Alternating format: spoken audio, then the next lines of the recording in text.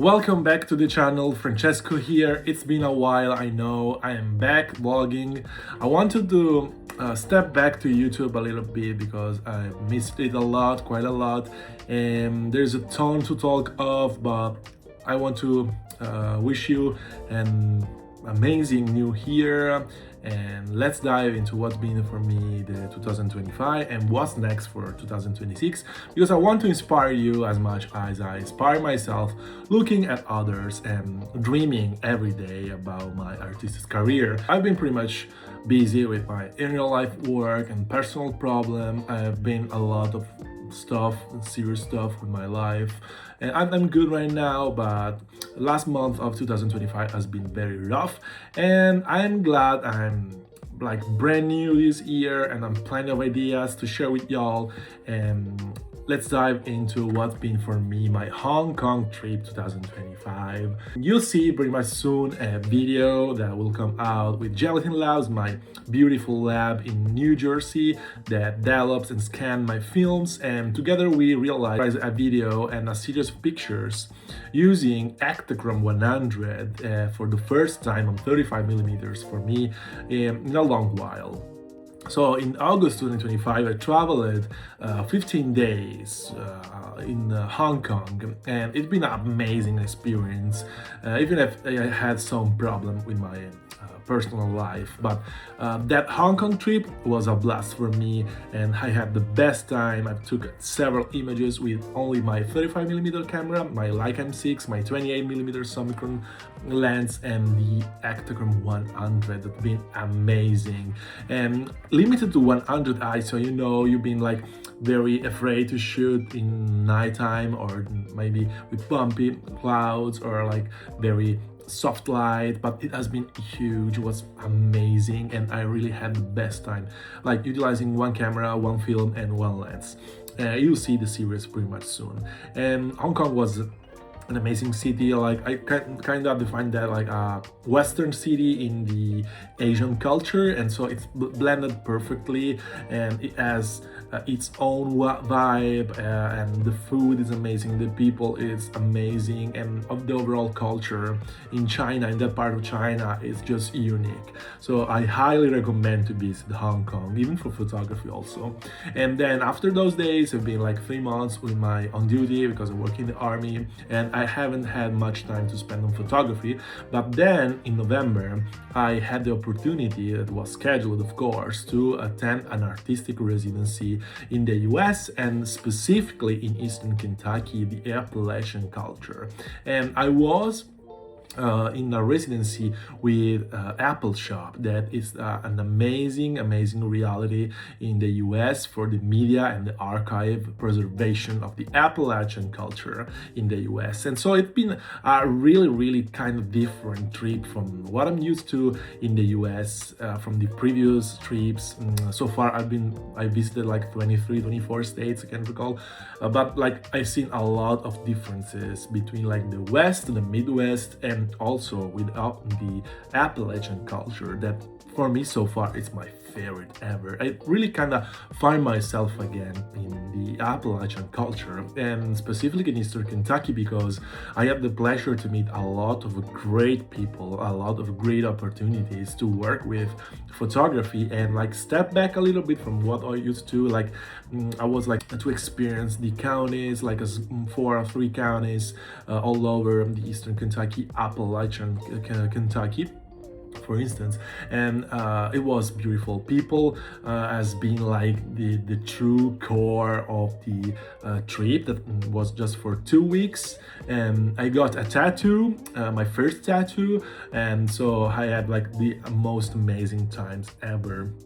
And of course, I developed a new project that we'll see soon. Right now, it's going to be developed by Gelatin Lab, of course, and they handling my 4x5 black and white negatives for the first time, because I was always used to use color, if you know my photography, but now in 2026, I'm gonna stick to black and white photography. And for this year, I have this goal to shoot black and white only. It's different from the other part of my work because I always work with color. I really trust color for the documentation of some places, for some documentation of people. But with black and white, we go more intimate, we go further in the representation of what I see visually. And that was inspired by most of the photo books I read this year, quite a lot from the work of Brian Scutman, Matthew Jenny Tempo, or just all the charcoal book club. I have this like subscription for a couple of months, and I enjoyed a lot of black and white work, and also browsing the internet with my close friends, of course, that also shifted to black and white work. It's like going to the peak point of contemporary photography where black and white really shines, and it gives you really another kind of perception of what you're documenting. And it's so important for me, for my kind of work, where I'm used to meet people and just try to understand them and try to not like a thief or just trying to rob their identity, but also to immerse myself and just trying to not be in between me and my the viewer or the people, but really living what's inside them, living what's inside their lives. And it's so important for me, so that's why I choose black and white. And it was so hard, to be honest. It's very hard to shift to one film stock only. I'm only using HP5 right now, but I'm eager to work with other kind of black and white film, but I'm very picky from this side. It's not like color. You have to perceive black and white in a different way because you have a lot of shades, a lot of different outputs, and so you have to be authorial with it and stick to one style only, and at least for me, for my visual representation.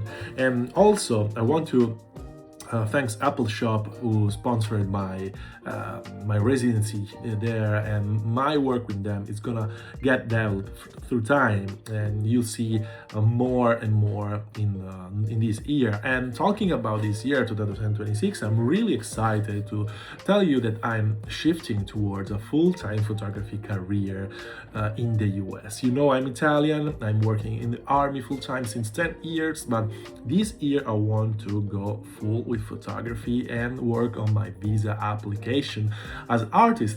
And it will be a very hard process, but I'm working for it since 3 years so far.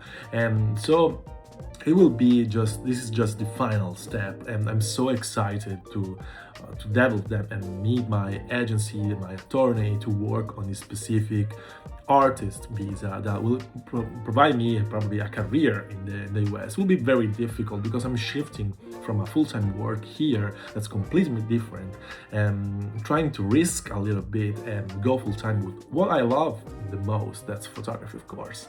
And I'm so excited. And for this channel, I want to bring you on this journey and document step by step what is the transition from going from zero to a freelancing work in the US, and with fails, with mental health, with whatever. And let me know if you like this kind of vlog, very easily recorded with my phone, and I can do that more often to share with you some thoughts and something different from the cinematic or just the fancy video made for YouTube, that it's saturated with those kind of stuff. And probably there will be more in-depth reviews of my work on field, and specifically in this particular work in the Appalachian culture. I want to pursue that through time, so you will see more and more behind the scenes of this project. And let me know if you have some questions, if you want to reach out. My email is always available, and let me know if you have any, just to say hi. I'm really excited to bring back the channel on this journey. And if you follow my newsletter, you Frame the Journey, you can read more and more about my processes. And for this year, I want to share both the newsletter and YouTuber channel together, but it's not always easy for me to record videos, and because for my in real life work I don't have the space and the time to do that. But I'm trying to do my best to shift to a full-time photography career. I think YouTube is very, very important for me and for my journey. So thank you so much for watching this video of me talking, and see you next on probably on the road, as I always say, but on YouTube. And if you want to reach out, no problem at all. This is Francesco. See you next time.